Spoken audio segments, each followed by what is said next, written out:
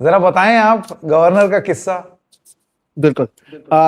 दर्शकों, अब क्योंकि हम आ रहे हैं दूसरे मुद्दे पर, वो मुद्दा है तमिलनाडु को, जहां पर हमने देखा कि किस तरह से तमिलनाडु में विजय जोसफ, जिन्हें कोई थालापति विजय भी कहता है, उनकी पार्टी ने जिस तरह से टीवीके का पूरा परफॉर्मेंस रहा है, 234 में से 108 सीट वो जीत चुके हैं। जीतने के लिए चाहिए थे अपने सरकार बनाने के लिए 118 सीट, और सबसे सिंगल लार्जेस्ट पार्टी बनकर वो आए थे। और आमतौर पर होता यह है कि सिंगल लार्जेस्ट पार्टी बनने के बाद आपको गवर्नर बुलाते हैं, आपसे पूछते हैं कि क्या आप सरकार बना पा रहे हैं, नहीं बना पा रहे हैं, आपके पास कितने वोट्स हैं, कितने लोग समर्थन आपका दे रहे हैं, सरकार बन सकती है या नहीं। क्योंकि गवर्नर का काम ही ये होता है कि जब चुनाव हो जाए तब अगर अ, एक सरकार बन सकती है तो उसे बनाया जाए, जिसका कहीं पर भी कोई इम्पैक्ट ना हो। लेकिन तमिलनाडु में जो गवर्नर है राजेंद्र अर्लेकर, उन्होंने पहले तो विजय को बुलाया ही नहीं। विजय खुद अब तक 3 बार जा चुके हैं गवर्नर के सामने, जहां पर उन्होंने जाकर बार बार बताने की कोशिश की कि आप मेरे साथ ये पार्टी जुड़ चुकी है, आप मेरे साथ कांग्रेस है, सीपीआई आ चुकी है, अब सीपीआईएम आ चुके हैं, फिर अब वीसीके आ चुका है, अब भी हमारे पास 118 सीट आ चुके हैं, लेकिन गवर्नर हैं कि मानते ही नहीं है। और ये जो पूरा मामला है संकेत, ये भी एक तरीके से जो हम पॉलिटिक्स की बात कर रहे थे उसी का एक एक्सटेंशन है कि आप कम्युनल पॉलिटिक्स करेंगे, आप रीजनल पॉलिटिक्स करेंगे, उसके बाद आप जीत गए तो ठीक, अगर आप हार गए, जैसे अगर पश्चिम बंगाल आप जीत गए तो पश्चिम बंगाल की जितनी परेशानियां थी ना वो खत्म हो चुकी। केरल में अभी परेशानी है, वहां पर ये जीतते नहीं है ना। केरल लेफ्टिस्ट का अड्डा रहता था, अब कांग्रेस का अड्डा बन चुका है, वहां पर कुछ हो रहा होगा। पंजाब का भी, अब तो पंजाब में आप देखेंगे कि मीडिया आपको बताएगा 1 साल में कि पंजाब में कितनी परेशानियां हैं, वो परेशानियों का हल कोई और ही दे सकता है। तो ये सारी चीजें करने के बाद भी सोचिए आप नहीं जीतते हैं, या फिर जैसे विजय की यहाँ पर जीत हुई, तब सबसे पहला जो आपके सामने ऑपोजिशन आता है, या सबसे पहला पड़ाव जो होता है, वो आप खुद सरकार की ओर से अपॉइंटेड गवर्नर होते हैं।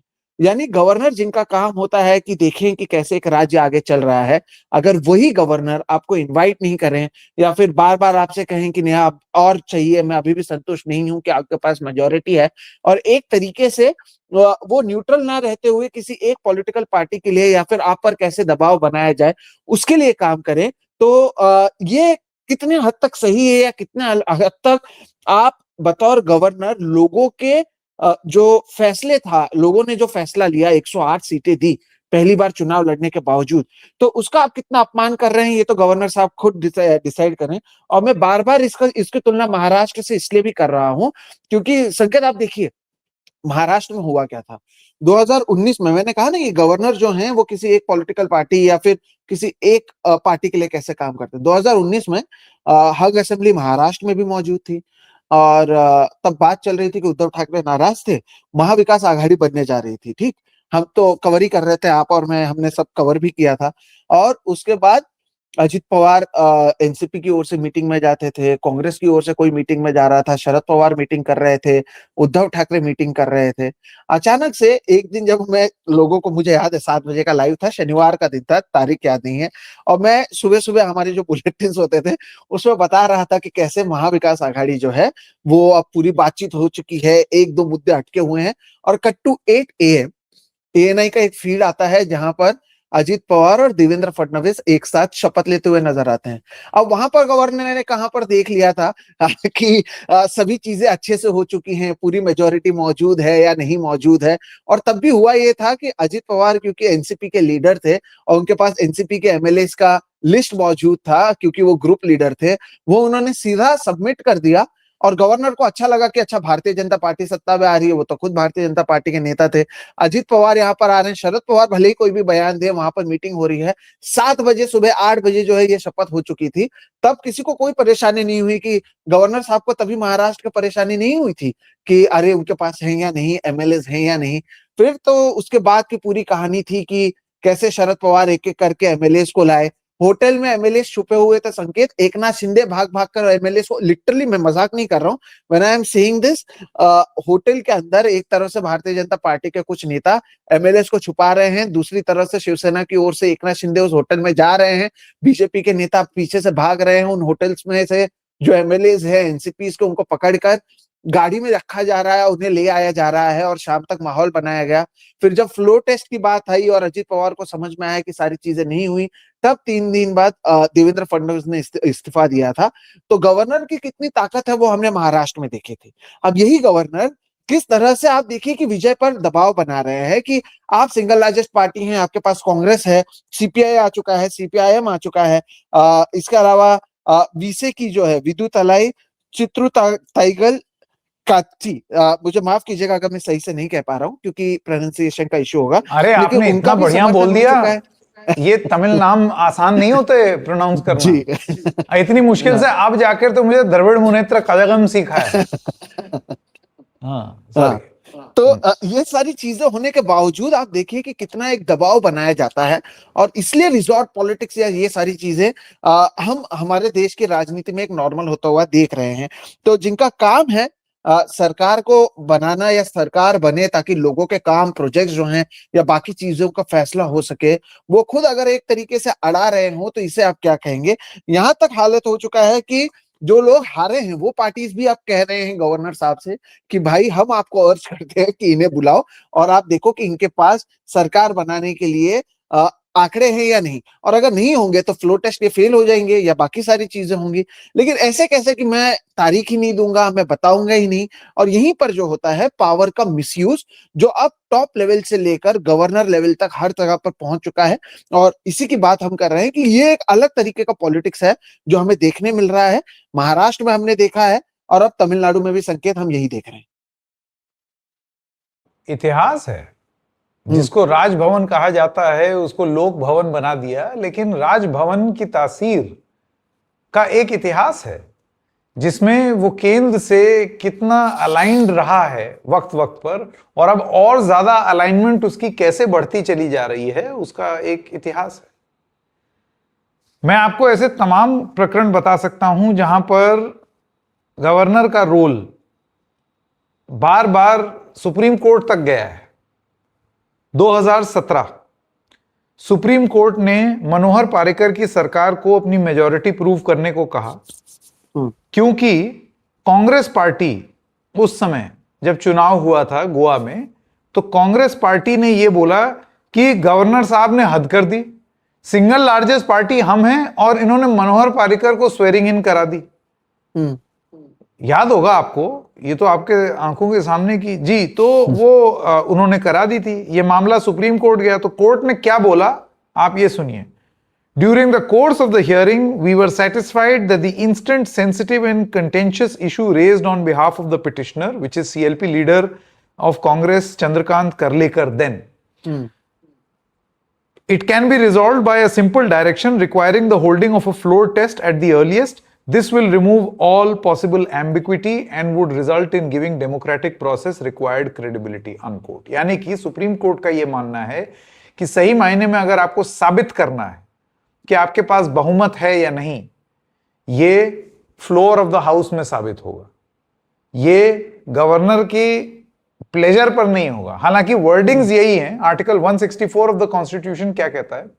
States chief minister shall be appointed by the governor and the other ministers shall be appointed by the governor on the advice of the CM, and the ministers shall hold office during the pleasure of the governor. भाषा ये है, लेकिन इसका मतलब ये है कि governor उस पार्टी को बुलाएगा जिसके पास मैंडेट है। अब यहां या इनके और पिछले केसेस में जो सबसे बड़ी दिक्कत ये आ गई कि ये कौन चूज करे कि मैंडेट क्या है। इसको लेकर के तमाम सुप्रीम कोर्ट में हियरिंग्स जाती हैं कि आप मैंडेट कैसे चूज करें। जैसे आपने महाराष्ट्र का उदाहरण दिया, अब मैंडेट तो शिवसेना भाजपा के लिए था, भाजपा सिंगल लार्जेस्ट पार्टी थी, लेकिन महाराष्ट्र विकास आघाड़ी बन गया जिसमें शिवसेना ने यह बोला कि भाई हम तो टूट के कांग्रेस और एनसीपी के साथ जा रहे हैं, thus we will become a big bouquet और सरकार हमारी। तो ये पोस्ट पोल फॉर्मेशन हो गया, ग्रे एरिया। तो अब ये सिंगल लार्जेस्ट पार्टी वाला नियम तो महाराष्ट्र में नहीं लागू हुआ था, तो फिर गवर्नर एट प्ले। अब 2017 वाले मामले में कांग्रेस का यह कहना है सिंगल लार्जेस्ट हम हैं और हमें नहीं बुलाया गया, मनोहर पारिकर को बुला लिया। तो सिंगल लार्जेस्ट पार्टी वाला फॉर्मूला महाराष्ट्र में नहीं, ये अपील नहीं थी, वहां ये था पोस्ट पोल फॉर्मेशन हमारा है तो हमें बुलाओ। ये जो एम्बिग्विटी है ना गवर्नर हाउस की, ये बस उसी का एक और उसको किस तरीके से अब भाई ये तो अंपायर के पास जाता ना, जिसे कहते हैं ना field umpire to studio umpire, we have an appeal for review, no bat involve, can I have ultra edge please. तो ये वाला काम गवर्नर का है।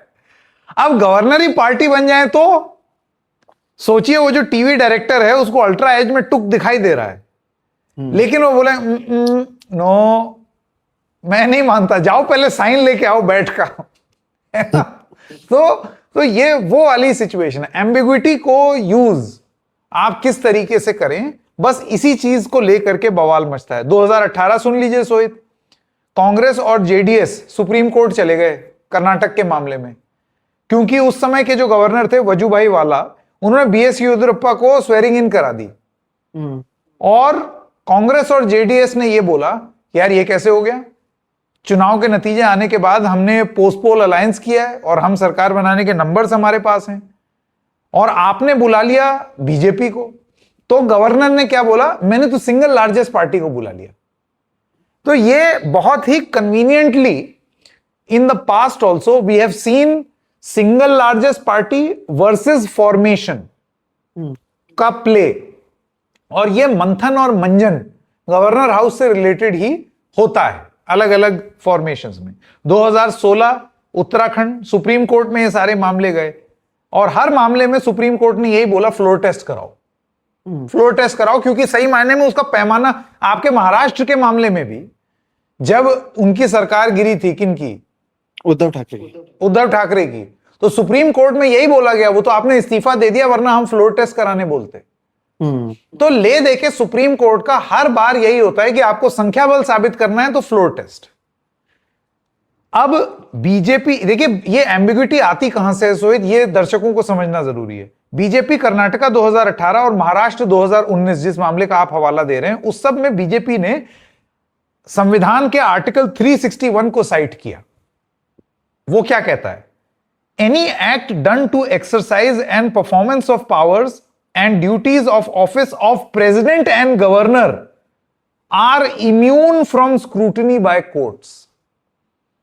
इस चीज को इस्तेमाल करते हैं गवर्नर कि मेरा फैसला, इट्स माय बोट, चप्पू मेरा, मैं जो फैसला लूं उसके बाद फिर देखो साबित करो। ये, और ये कब प्ले में आता है, ये प्ले में तब आता है जब ये तमिलनाडु जैसी सिचुएशन, अभी अगर ये तलपति विजय ये 150 ले आए होते तो क्या कर लेते गवर्नर अर्लेकर जी, कुछ नहीं करते, लेते वो चिट्ठी, मैं उसका तमिल वर्जन जो भी अपील होती है वो ओथ वो दिला देते।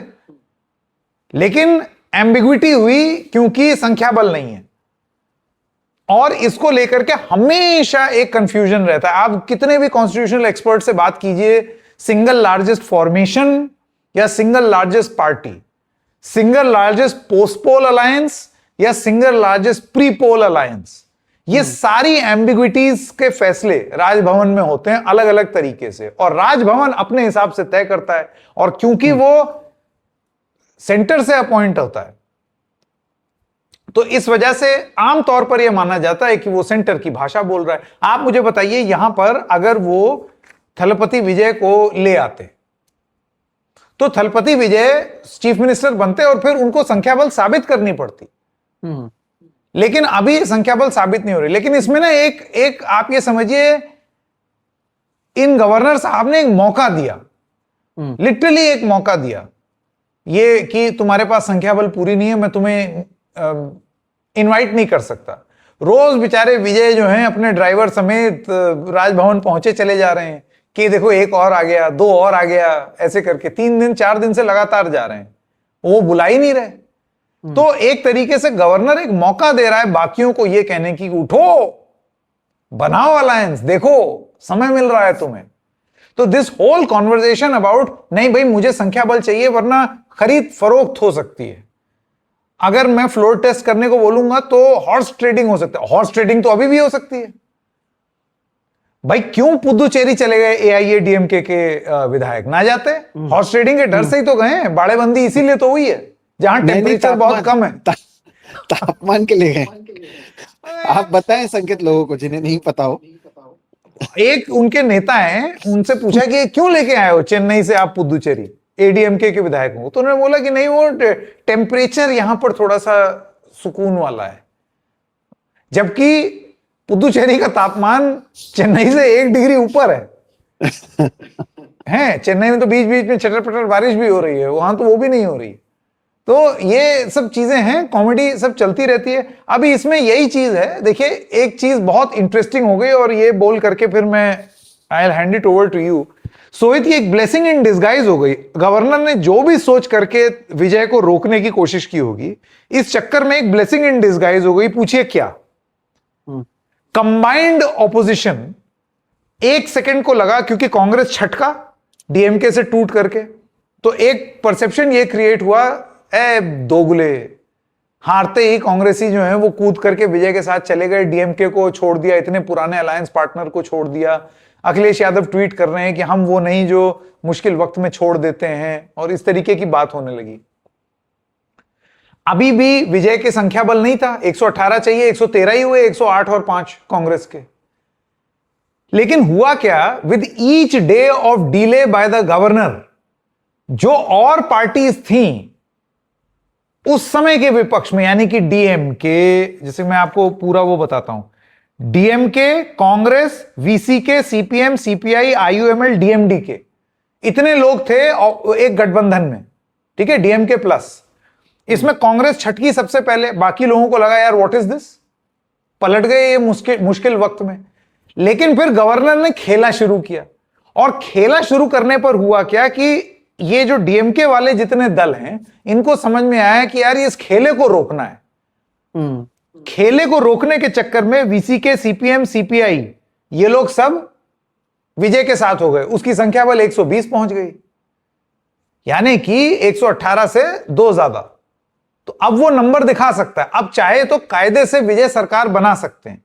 तो गवर्नर की ये जो अटकलियां हैं इस चक्कर में, अच्छा एक और चीज हुई है, गवर्नर की इन सब चीजों की वजह से डीएमके की तरफ से एक बयान आया है, और बयान यह आया है कि 6 महीने तक हम विजय को कुछ नहीं करेंगे, यानी कि वी विल नॉट, हम एडीएमके से गठबंधन नहीं करेंगे, 6 महीने के लिए हम सरकार नहीं गिराएंगे। यानी कि जरूरत पड़ने पर जो एक संख्या बल का जो फोर्स है, आप समझिए पीछे से एक वो डीएमके का भी सपोर्ट हो सकता है। तो ऐसे लग रहा था जैसे कि ऑपोजिशन बिखर गया, टूट गया। लेकिन गवर्नर साहब की जो हरकतें हैं, जिसमें वो जगलिंग कर रहे थे, उस चक्कर में ऑपोजिशन और यूनाइट हो गया है। मैं तो इसको इस तरीके से देखता हूं, थोड़ा सा ट्रिकी होगा, ये आसान नहीं है, क्योंकि अभी क्या है, विजय इज न्यू, उसको भी लोग चलाने की कोशिश करेंगे, तब तमाम चीजें हैं। लेकिन बहुत बहुत इंटरेस्टिंग होने वाली है तमिलनाडु की पॉलिटिक्स। एआईएडीएमके डीएमके के खेल से थोड़ा सा अलग हुआ है जी। और ये एक तरीके से वही बात वापस वही आती है कि जो अंपायर है, अगर वही मैच फिक्स कराएगा तो आप क्या करेंगे। और आप खुद एक तरीके से अगर मुझे बताइए, कल अगर विजय भारतीय जनता पार्टी के साथ चले जाते, किस गवर्नर की हिम्मत होती कि वो कहता कि नहीं नहीं आंकड़े दिखाओ, ये दिखाओ। तो पहले तो आप ये करते कि आप पहले सरकार बना लो, फिर आप देखेंगे। और जो आपने महाराष्ट्र की बात की, 2022 में वही हुआ। एकनाथ शिंदे जब यहाँ से गए थे और देवेंद्र फडणवीस के साथ जब उन्होंने शपथ ली, तब तक उद्धव ठाकरे ने रिजाइन कर दिया था, फ्लोर टेस्ट क्योंकि गवर्नर ने बुलाया था। और फ्लोर टेस्ट के एक रात पहले उद्धव ठाकरे ने रिजाइन किया, और सुप्रीम कोर्ट में यही कहा गया था तभी कि गवर्नर ने किस बेसिस पर फ्लोर टेस्ट बुलाया।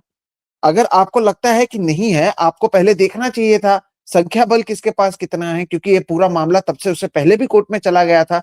बहुत सारी बातें गवर्नर पर कही, लेकिन लास्ट में जैसे कि आपने कहा, यही कहा कि उद्धव ठाकरे अगर रिजाइन नहीं करते तब सारी चीजें होती। संकेत, जिस दिन यहाँ पर एकनाथ शिंदे का फ्लोर टेस्ट था, उसके एक रात पहले 3 बजे मैंने इंटरव्यू किया था उनका, और अगले दिन उनका फ्लोर टेस्ट था।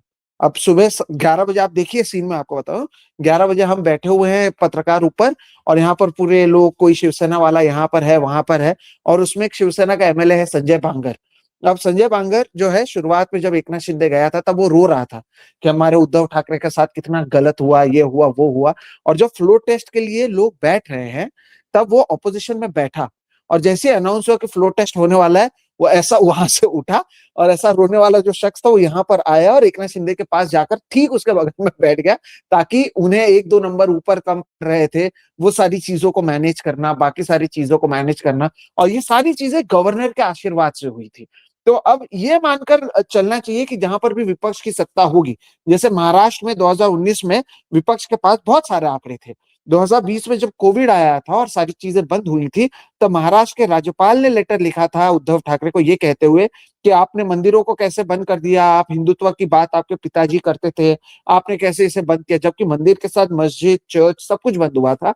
लेकिन क्योंकि एक नैरेटिव सेट करना था, तो ऐसा किया कि कैसे उद्धव ठाकरे एंटी हिंदू हैं, लेकिन ये नैरेटिव भारतीय जनता पार्टी ने सेट न करते हुए महाराष्ट्र के गवर्नर ने सेट की थी। तो आप देखिए कि ये किस तरह की राजनीति हर जगह पर होती है। और अगर गवर्नर तमिलनाडु में अभी विजय को इतना समय नहीं दे रहे हैं, आप सोचिए एक एक चीज पर कितनी बारीकी से नजर होगी।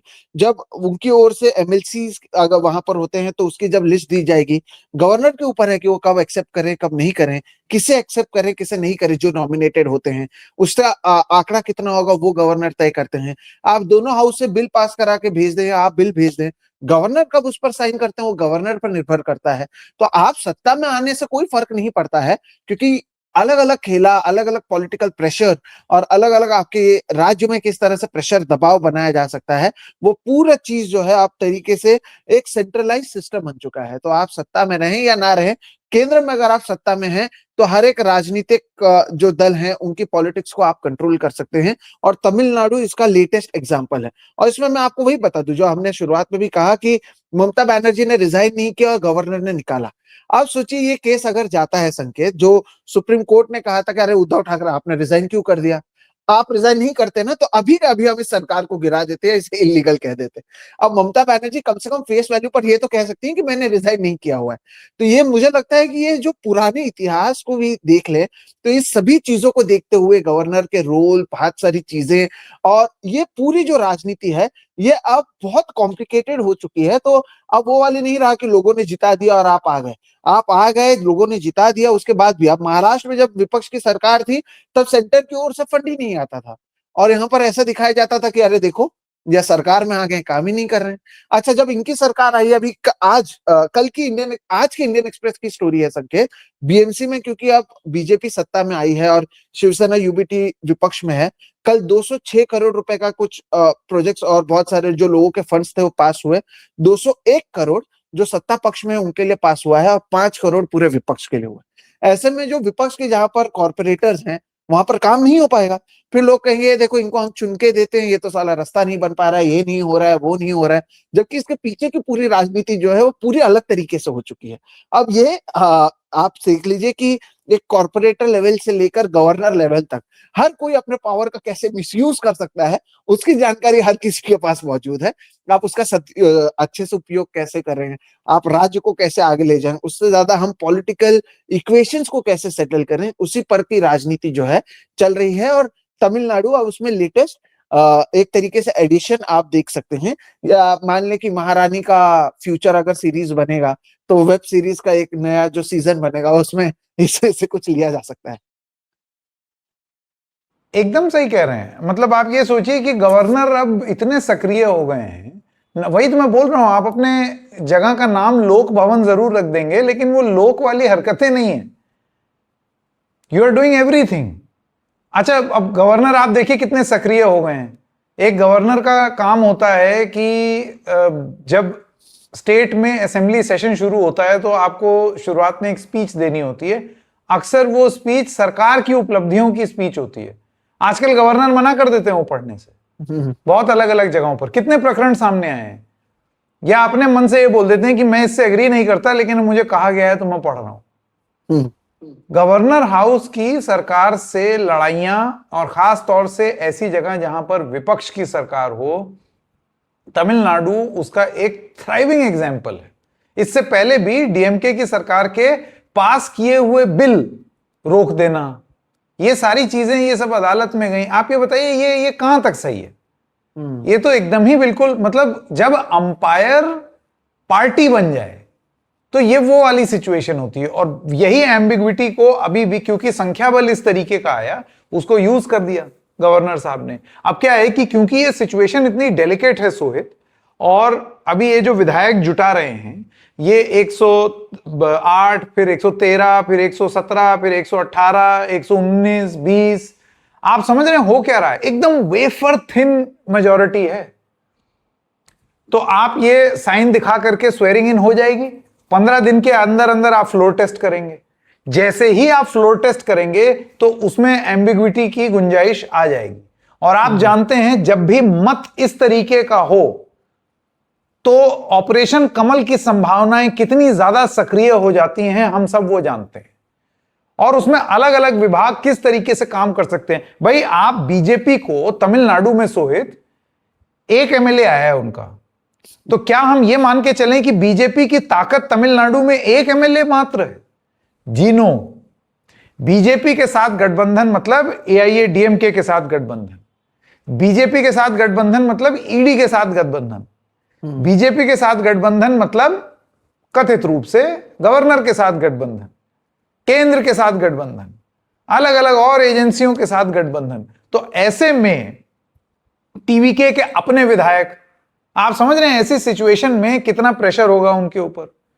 कांग्रेस के विधायक, इसके अलावा वीसीके, सीपीएम, सीपीआई तो चलो नहीं जाएंगे, दे विल नॉट गो, ये तो हम जानते ही हैं। लेकिन बाकी आईयूएमएल भी नहीं जाएगा। लेकिन बाकी तो होता क्या है कि इतना पतला मार्जिन रहेगा कि उसमें अगर आपका थोड़ा सा भी 5-1 लोग भी इधर उधर हो गए तो उतने में सरकार पर आंच आ जाएगी। और मैं ये बहुत फेवरेबल सिचुएशन मानता हूं फॉर थलपति विजय। पूछिए क्यों? ये मेरी एक छोटी सी थ्योरी है, और थ्योरी है अरविंद केजरीवाल से जोड़ते हुए। 2013 में अरविंद केजरीवाल की दिल्ली में एक बड़ी साइजेबल नंबर आए, लेकिन बहुमत से वो कम थे। 27 आया था, बहुमत का मार्क मेरे ख्याल 36 होता है दिल्ली में। तो कांग्रेस जिसके खिलाफ लड़ करके आए थे, कांग्रेस ने बोला हमारे 8 हैं, हमसे ले लो समर्थन, करो अपना एजेंडा पूरा। तो उन्होंने वो ले लिया कांग्रेस का समर्थन, और 49 डेज की सरकार चलाई, जिसमें मतलब आप ये समझिए कि सारी दुनिया जहां की चीजें उसमें गड़बड़ हो गई। वो खुद ही मुख्यमंत्री धरने पे लेटा हुआ है और सारी चीजें हो रही हैं। और दिल्ली में राष्ट्रपति शासन लग गया, हाउस डिसॉल्व, सवा साल तक। 2015 में दोबारा चुनाव हुए, लेकिन अपने 2013 के कार्यकाल में 49 डेज में 2-3 काम करके और उन्होंने इस्तीफा दे दिया मुख्यमंत्री के पद से।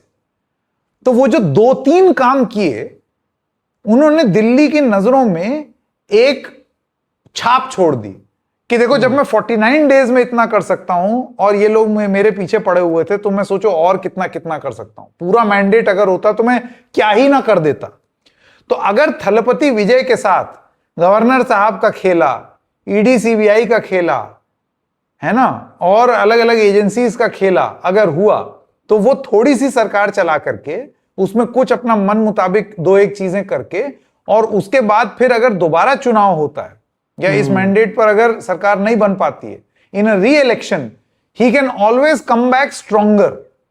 और अब की जनता ये बोलेगी कि सोचो इतने इन लोगों ने इसको, ये सारा जो ड्रामा है, आपको क्या लगता है तमिलनाडु के लोग भी देख रहे हैं? वो देख रहे होंगे कि हमने मैंडेट दिया, ये साथ नहीं होने दे रहा, ये गवर्नर साथ नहीं होने दे रहा, ये एआईएडीएमके वाले जो हैं ये इसको रोकने में कुछ लगे हुए हैं।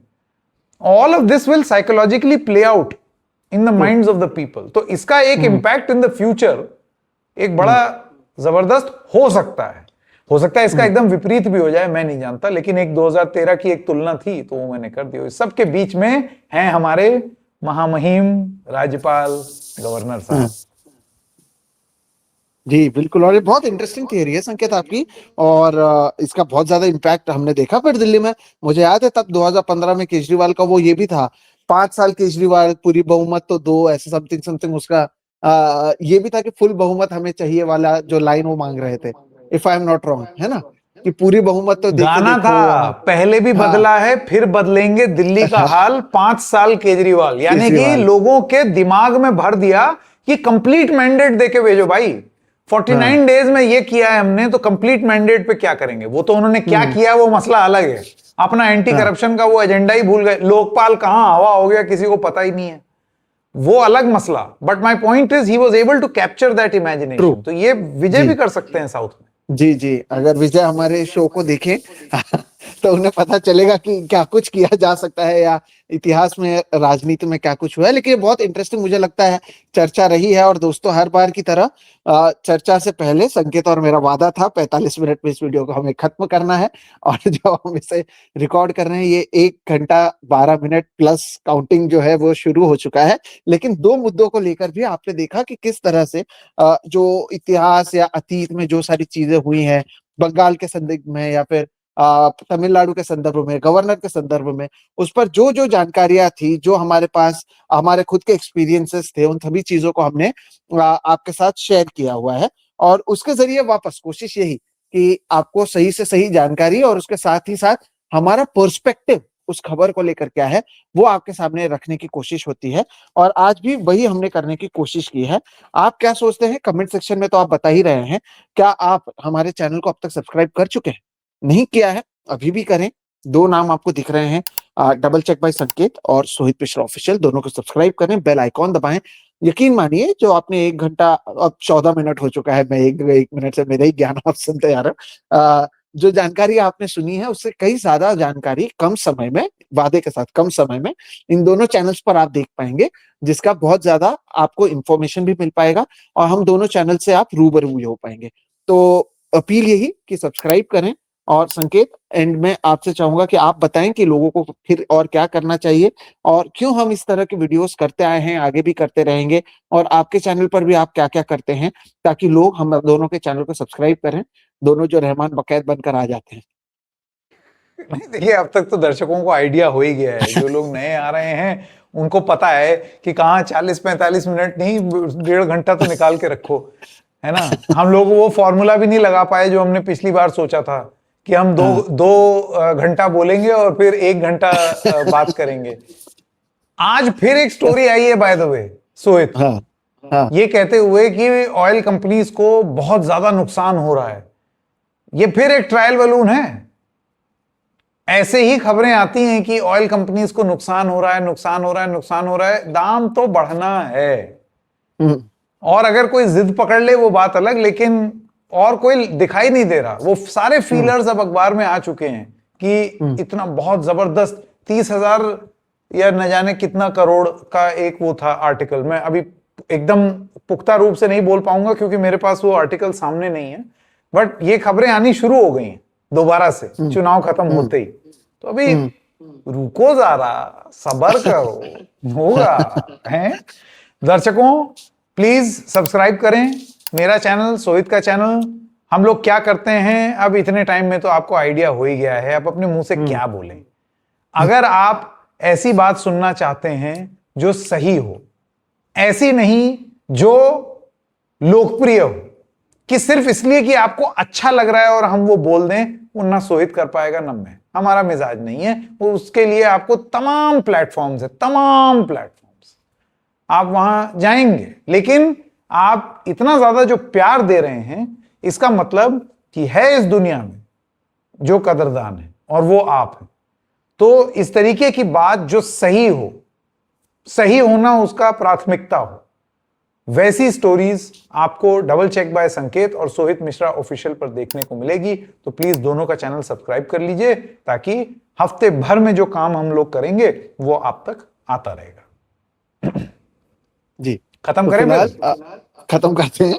दर्शकों, फिलहाल हम दोनों को दीजिए इजाजत। वीडियो पसंद आए तो इसे लाइक करें। आप अपने अपने ग्रुप्स में भी इसे शेयर कर सकते हैं और इत्मीनान से लोगों को बता सकते हैं या हमारे कार्यक्रम के बारे में।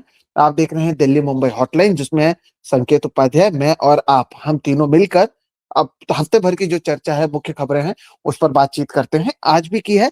अगले हफ्ते फिर मिलेंगे रविवार 12 बजे। तब तक के लिए दीजिए इजाजत। नमस्कार।